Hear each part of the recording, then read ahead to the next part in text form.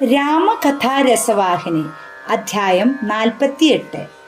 രാമനും സീതയും രണ്ടുപേരും തങ്ങളുടെ പ്രവർത്തന പദ്ധതിയിന്മേൽ തീരുമാനമെടുത്തു.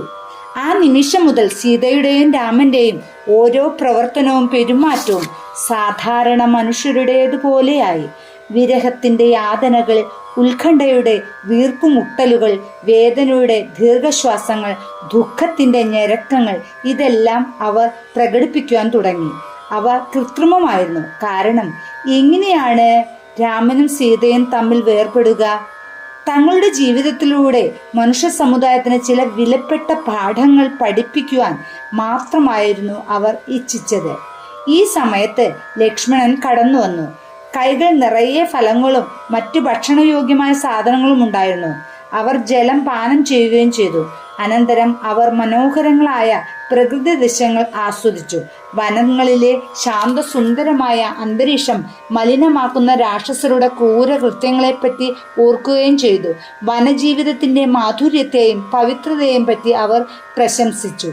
അവരിൽ നിന്നും വളരെ അകലെയല്ലാത്ത ദിക്കിൽ അപ്പോൾ രാവണനും മാരീചനും തങ്ങളുടെ പരമദുഷ്ടമായ പദ്ധതി പ്രായോഗികമാക്കാനായി ആശ്രമത്തിലേക്ക് പ്രവേശിക്കുന്നതിനെ പറ്റി ചർച്ച ചെയ്യുകയായിരുന്നു. രാവണന്റെ കാമവികാരത്തെയും വൈകൃത സ്വഭാവത്തെയും മാരീചൻ മടുത്തിരുന്നു. പക്ഷേ അത്രയും ദുഷ്ടനായ ഒരാളുടെ കയ്യാൽ മരിക്കുവാൻ അദ്ദേഹം തയ്യാറായില്ലായിരുന്നു. അതുകൊണ്ട് രാവണൻ ഏൽപ്പിച്ച ജോലി മാരീചൻ സ്വീകരിച്ചു. രാവണന്റെ ആവശ്യപ്രകാരം പ്രവർത്തിക്കാൻ സമ്മതിക്കുകയും ചെയ്തു. മാരീചൻ മനോഹരമായ ഒരു പൊന്മാനായി രൂപം മാറി. സീതയുടെയും രാമന്റെയും ശ്രദ്ധ ആകർഷിക്കാൻ നിസ്സംശയമായും പറ്റിയ ഒരു രൂപം. മാരീചൻ ചിന്തിച്ചു, എന്തൊരു ശുഭ ദിവസമാണിന്ന് പുലർന്നത്. ഭൂമിയിലെ ഏറ്റവും സുന്ദരമായ 3 വ്യക്തികളുടെ ദർശനം കൊണ്ട് ഞാൻ അനുഗ്രഹീതനാവാൻ പോകുന്നു. എന്നിൽ സീതയുടെ കൃപാദൃഷ്ടി പതിക്കും. പിന്നെ രാമൻ എന്നെ അനുഗമിക്കും. കയ്യിൽ അമ്പും വില്ലും ഉണ്ടാവും. ഞാൻ എത്ര ഭാഗ്യവാനാണ്! രാമന്റെ കാലടിപ്പാടിൽ കൂടി നടക്കേണ്ടവനായ ദാസനാണ് ഞാൻ. എന്നാൽ എൻ്റെ നാഥൻ എന്നെ ഇപ്പോൾ അനുഗമിക്കും. തീർച്ചയായും ഞാൻ ഏറ്റവും നീചമായ ഒരു പ്രവർത്തനത്തിലാണ് ഏർപ്പെട്ടിട്ടുള്ളതെന്ന് എനിക്കറിയാം. പക്ഷെ ഞാൻ അതിന് നിർബന്ധിതനാണ്. എൻ്റെ ഇച്ഛയ്ക്കനുസൃതമായിട്ടല്ല ഇത്. ഞാനതിൽ നിർബന്ധിക്കപ്പെട്ട നിലയിൽ ഏൽപ്പിക്കപ്പെടേണ്ടി വന്നതാണ്. തന്മൂലം ഞാൻ ഒരു പാപത്തിൽ നിന്നും വിമുക്തനാണ്. ഞാൻ എന്തു പാപം ചെയ്താലും രാമന്റെ തൃക്കൈയാൽ അയക്കപ്പെട്ട രാമബാണം എന്നിൽ ഏൽക്കുമ്പോൾ ഈ കൃത്രിമമായ രൂപം അപ്രത്യക്ഷമാകും. അതായിരിക്കും എൻ്റെ ഈ സന്തോഷപൂർണമായ വിധി. എല്ലാവർക്കും അത്തരമൊരു അന്ത്യം കാക്ഷിക്കുവാൻ കഴിയുമോ? എല്ലാവർക്കും അത് നേടാനാകുമോ? മറ്റൊരു ഭാഗ്യം കൂടി എനിക്ക് ലഭിക്കും. ഞാൻ അവസാന ശ്വാസം വലിക്കുമ്പോൾ എൻ്റെ ദൃഷ്ടികൾ രാമനിൽ ഉറച്ചിരിക്കും. ആ ദിവ്യ സൗന്ദര്യം എൻ്റെ മുന്നിൽ ഉണ്ടായിരിക്കും. ആ മധുരമായ നാമം എൻ്റെ നാവിന്മേൽ ഉണ്ടാവും. എൻ്റെ ജീവിതം എത്ര ഫലപ്രദമായിരിക്കുന്നു! എന്നേക്കാൾ ഭാഗ്യശാലിയായി ഞാൻ മറ്റൊരാളെയും കാണുന്നില്ല. ആശ്രമത്തിന് അഭിമുഖമായി മന്ദം നടന്നു പോകുമ്പോൾ മാരീചൻ ഈ മധുര ചിന്തയിൽ മുഴുകി. സർവജ്ഞനായ രാമനും സർവജ്ഞയായ സീതയും അവന്റെ വരവും കാത്തിരിക്കുകയായിരുന്നു. പൊന്മാൻ സങ്കോചത്തോടും സ്പഷ്ടമായ നടുക്കത്തോടും കൂടി പർണശാലയുടെ പരിസരത്തിലേക്ക് ചെന്നു.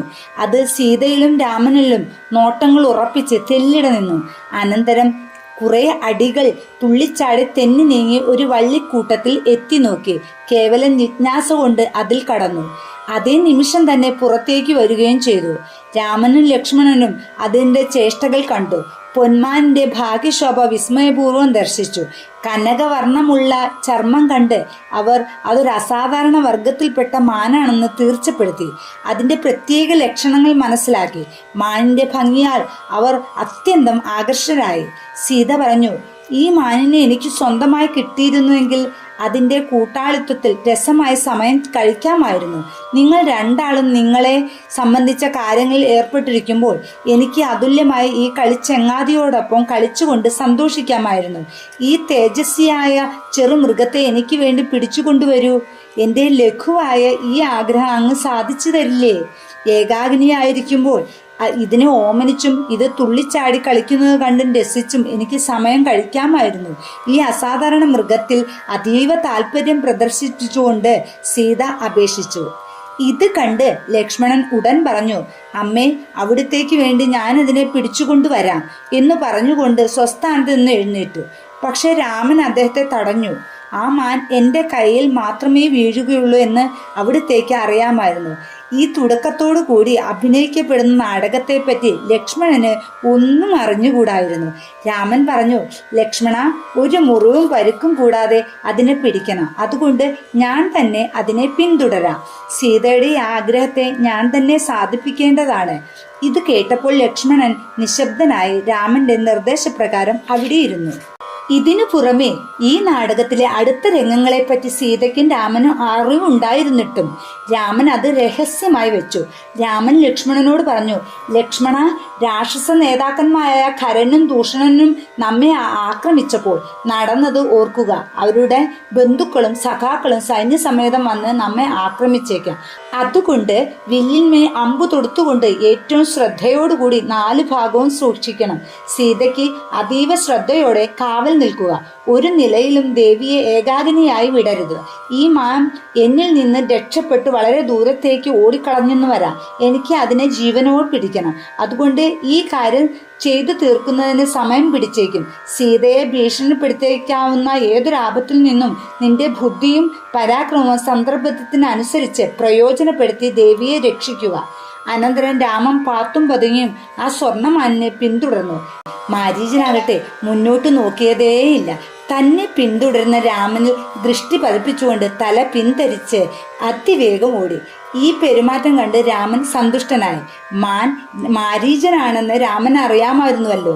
മാരീചൻ രാമന്റെ വലിയൊരു ഭക്തനുമായിരുന്നു.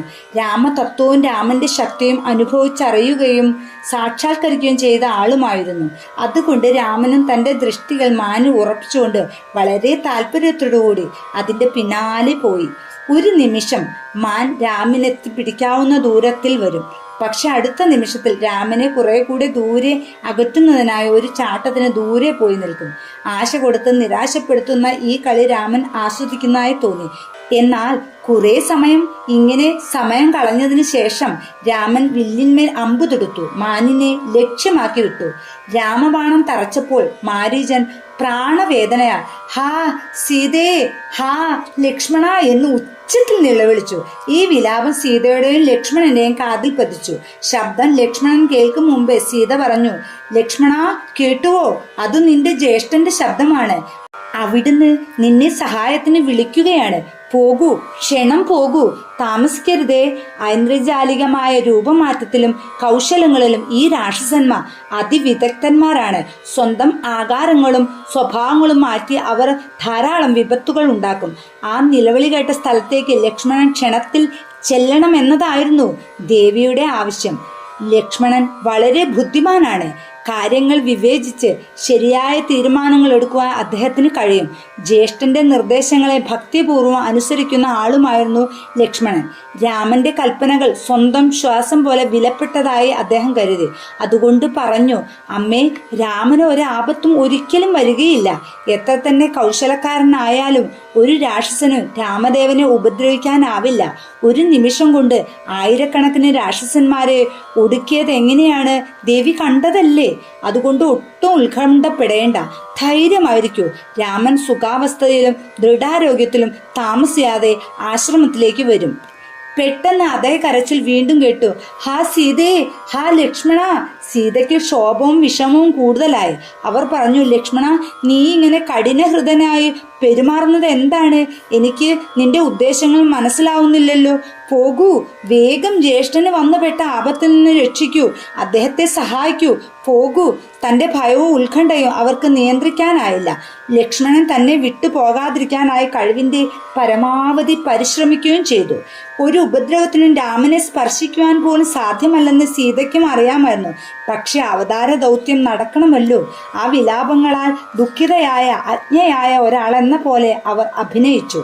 ലക്ഷ്മണൻ പല വഴികളിലും ഉറപ്പുവരുത്തുന്ന രീതിയിൽ സംസാരിച്ചു. ജ്യേഷ്ഠന്റെ കൽപ്പനകളെ അനുസരിക്കാതിരിക്കാൻ സാധ്യമല്ലെന്ന് ദയനീയമായി വാദിച്ചു. തന്റെ വാദങ്ങളും അഭ്യർത്ഥനകളും എല്ലാം സീത തള്ളിക്കളഞ്ഞപ്പോൾ ലക്ഷ്മണൻ ഒടുവിൽ പറഞ്ഞു, അമ്മേ, രാമന്റെ ആജ്ഞ എൻ്റെ ജീവിതം തന്നെയാണ്. അത് എൻ്റെ ശ്വാസം പോലെ വിലപ്പെട്ടതായി ഞാൻ പരിഗണിക്കുന്നു. അമ്മയെ ഒരിക്കലും കാവലില്ലാതെ വിട്ടുപോകരുതെന്നും എപ്പോഴും ദേവിയുടെ രക്ഷയ്ക്ക് ഞാൻ ഉണ്ടായിരിക്കണമെന്നും രാമൻ എന്നോട് പറയുന്നത് അമ്മ കേട്ടതല്ലേ. അതുകൊണ്ട് എന്തു സംഭവിച്ചാലും ഞാൻ ഇവിടെ നിന്ന് ഒരടി പോലും അകലെ പോവുകയില്ല. ലക്ഷ്മണനെ ദൂരെ അയക്കണമെന്ന് സീത തീരുമാനിച്ചു. കാരണം രാവണന് ആശ്രമത്തിൽ വരേണ്ടതുണ്ടായിരുന്നുവല്ലോ. രാവണന്റെയും രാക്ഷസരെയും നശിപ്പിക്കാനായി രാമനാൽ ആസൂത്രിതമായ പദ്ധതി നടപ്പിലാക്കണം. അത് നിറവേറ്റേണ്ടത് സീതയുടെ കടമയായിരുന്നു. അതുകൊണ്ട് ലക്ഷ്മണൻ തന്റെ നിർദ്ദേശം അനുസരിക്കത്തക്ക വിധം സീത തന്റെ വാദത്തിൽ തന്നെ മുറുകെ പിടിച്ചു വളരെ നിശ്ചിതമായി സംസാരിച്ചു. ലക്ഷ്മണൻ കൈത്തലം കൊണ്ട് കാതുകൾ പൊത്തി. തന്റെ നേരെ ഉണ്ടായ ആരോപണങ്ങളും കടന്നാക്രമണങ്ങളും സഹിക്കുവാൻ അദ്ദേഹത്തിന് സാധിച്ചില്ല.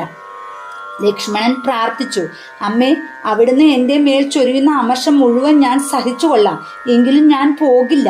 പക്ഷെ സീത തന്റെ ആക്ഷേപത്തിന് കടുപ്പം കൂട്ടി. രാമനെ രക്ഷിക്കാനായി പോകാനാവുകയില്ലെങ്കിൽ താൻ തന്നെ അവിടെ പോകുമെന്ന് ഭീഷണിപ്പെടുത്തിയപ്പോൾ ലക്ഷ്മണന് ഗത്യന്തരമുണ്ടായില്ല. അതിൽ കൂടുതൽ സഹിക്കുവാനും കഴിഞ്ഞില്ല. രാമനെ അന്വേഷിച്ചുകൊണ്ട് കാട്ടിലെങ്ങും അലയാൻ സീതയെ അനുവദിക്കാനും ലക്ഷ്മണന് കഴിയുമായിരുന്നില്ല. അതുകൊണ്ട് ഹൃദയഭാരത്തോടുകൂടി രാമനെ അന്വേഷിച്ചുകൊണ്ട് അദ്ദേഹം ആശ്രമത്തിൽ നിന്ന് ഇറങ്ങിപ്പോയി.